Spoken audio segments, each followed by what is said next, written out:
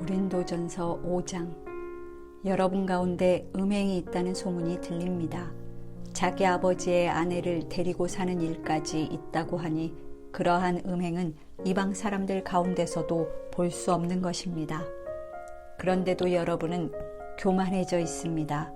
오히려 여러분은 그러한 현상을 통탄하고 그러한 일을 저지른 자를 여러분 가운데서 제거했어야 하지 않았겠습니까?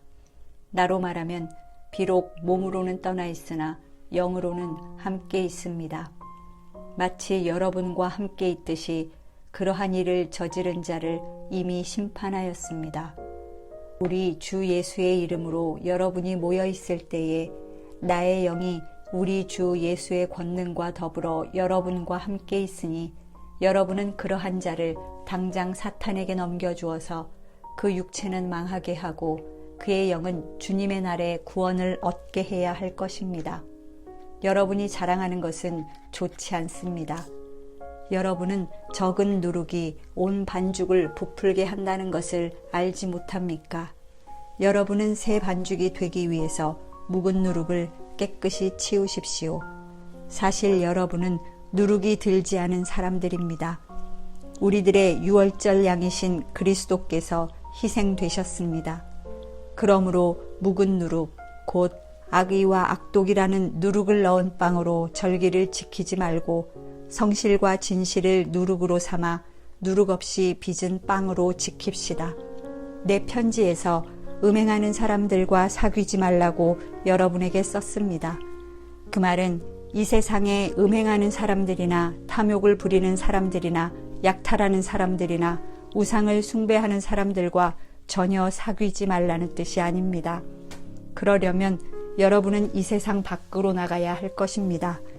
그러나 이제 내가 여러분에게 사귀지 말라고 쓰는 것은 신도라 하는 어떤 사람이 음행하는 사람이거나 탐욕을 부리는 사람이거나 우상을 숭배하는 사람이거나 사람을 중상하는 사람이거나 술 취하는 사람이거나 약탈하는 사람이면 그런 사람과는 함께 먹지도 말라는 말입니다.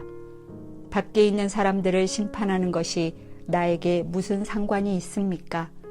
여러분이 심판해야 할 사람들은 안에 있는 사람들이 아니겠습니까? 밖에 있는 사람들은 하나님께서 심판하실 것입니다. 여러분은 그 악한 사람을 여러분 가운데서 내쫓으십시오. 6장. 여러분 가운데서 어떤 사람이 다른 사람과 소송할 일이 있을 경우에 성도들 앞에서 해결하지 않고 불의한 자들 앞에 가서 재판을 받으려 한다고 하니 그럴 수 있습니까? 성도들이 세상을 심판하리라는 것을 여러분은 알지 못합니까? 세상이 여러분에게 심판을 받겠거늘 여러분이 아주 작은 사건 하나를 심판할 자격이 없겠습니까? 우리가 천사들도 심판하리라는 것을 알지 못합니까? 그러한데 하물며 이 세상 일이야 말할 나위가 있겠습니까? 그러니 여러분에게 일상의 일과 관련해서 송사가 있을 경우에 교회에서 멸시하는 바깥 사람들을 재판관으로 앉히겠습니까? 나는 여러분을 부끄럽게 하려고 이 말을 합니다. 여러분 가운데는 신도 사이에서 생기는 문제를 해결하여 줄 만큼 지혜로운 사람이 하나도 없습니까?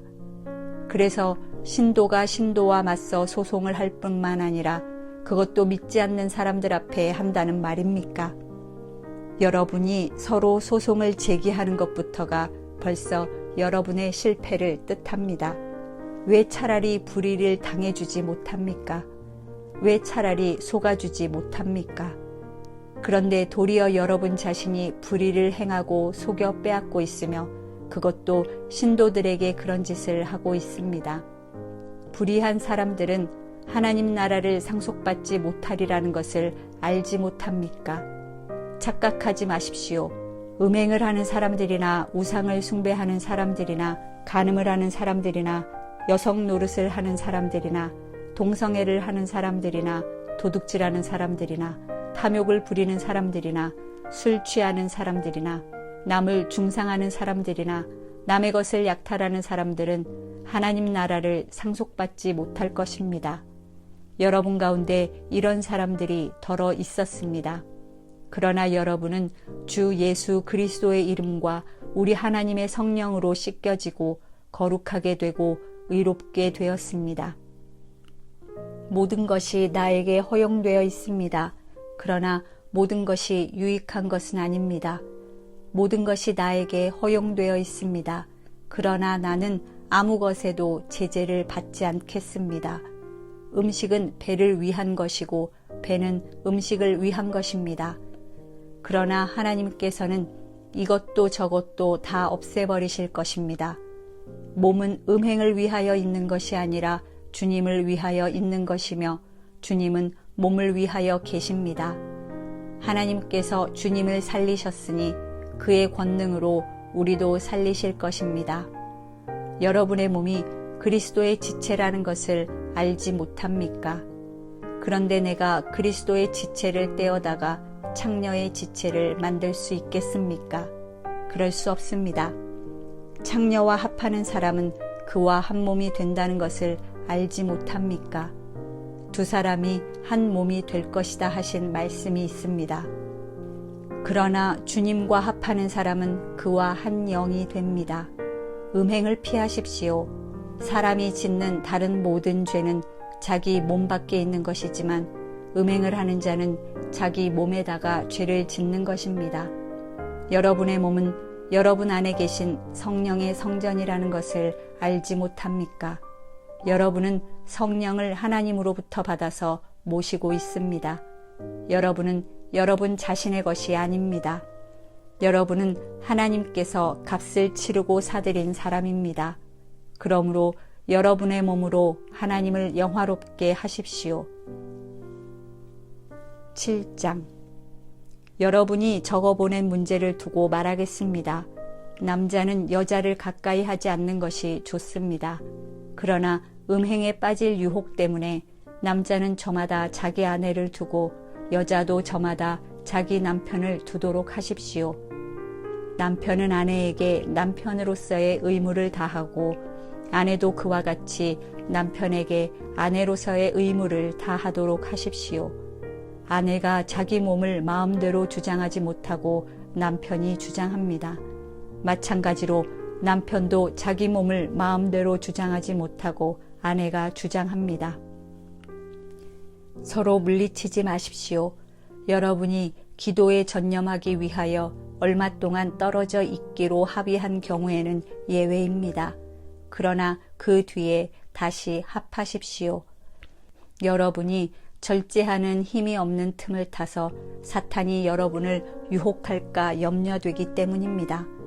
그러나 내가 이것을 말하는 것은 그렇게 해도 좋다는 뜻으로 말하는 것이지 명령으로 말하는 것은 아닙니다.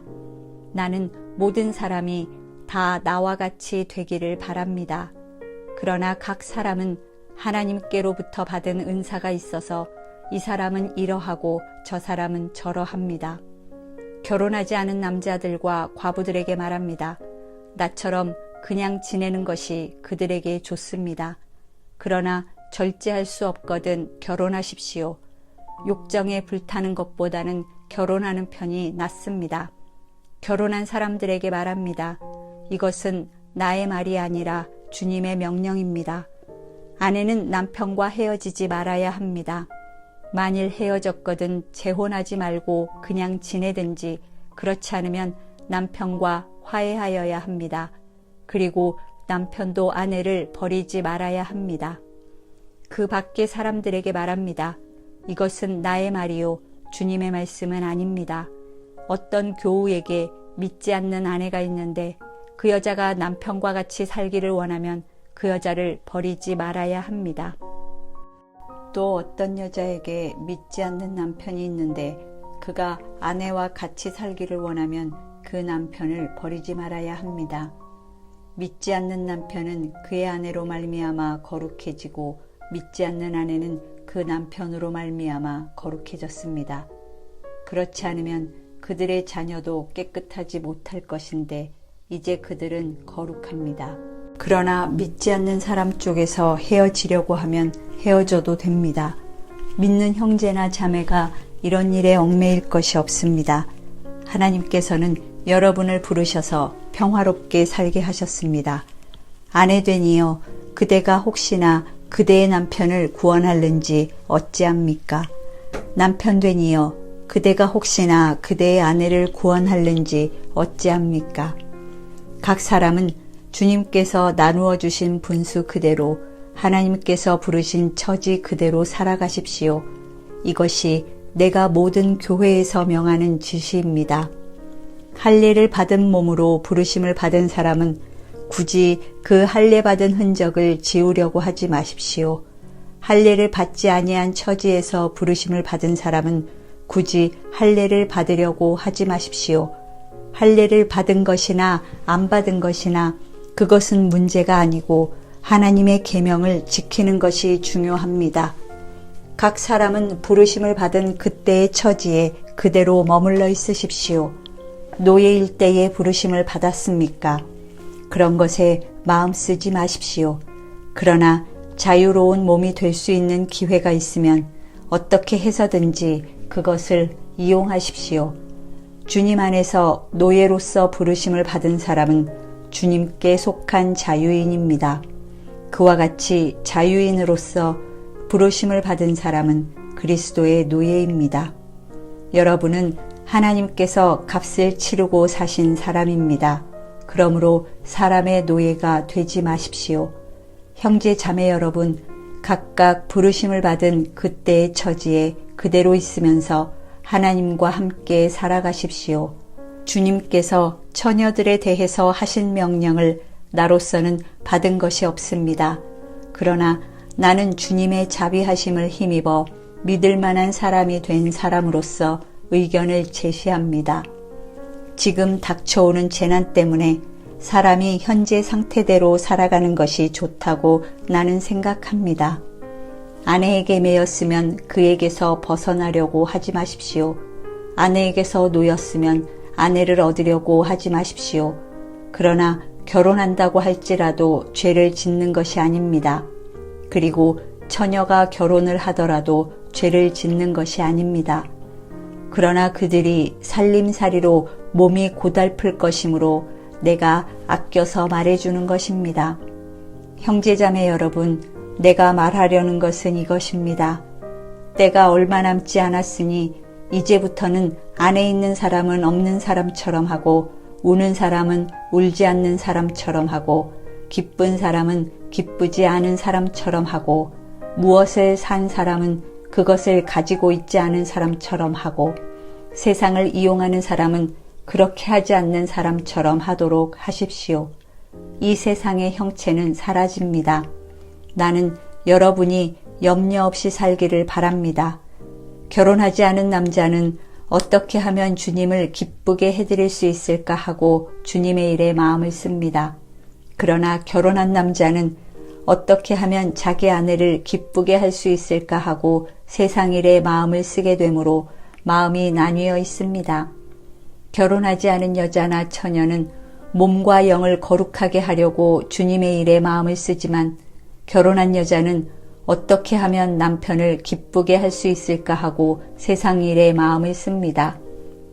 내가 이 말을 하는 것은 여러분을 유익하게 하려고 그러는 것이지 여러분에게 올가미를 씌우려고 그러는 것이 아닙니다. 오히려 여러분이 품위 있게 살면서 마음에 헛갈림이 없이 오직 주님만을 섬기게 하려는 것입니다. 어떤 이가 결혼을 단념하는 것이 자기의 약혼녀에게 온당하게 대하는 일이 못된다고 생각하면 더구나 애정이 강렬하여 꼭 결혼을 해야겠으면 그는 원하는 대로 그렇게 하십시오. 결혼하는 것이 죄를 짓는 것이 아니니 그런 사람들은 결혼하십시오. 그러나 결혼하지 않기로 마음을 굳게 먹은 사람이 부득이한 일도 없고 또 자기의 욕망을 제어할 수 있어서 자기 약혼녀를 처녀로 그대로 두기로 마음에 작정하였으면 그것은 잘하는 일입니다. 그러므로 자기의 약혼녀와 결혼하는 사람도 잘하는 것이지만 결혼하지 않는 사람은 더 잘하는 것입니다. 아내는 남편이 살아있는 동안에는 그에게 매여 있습니다.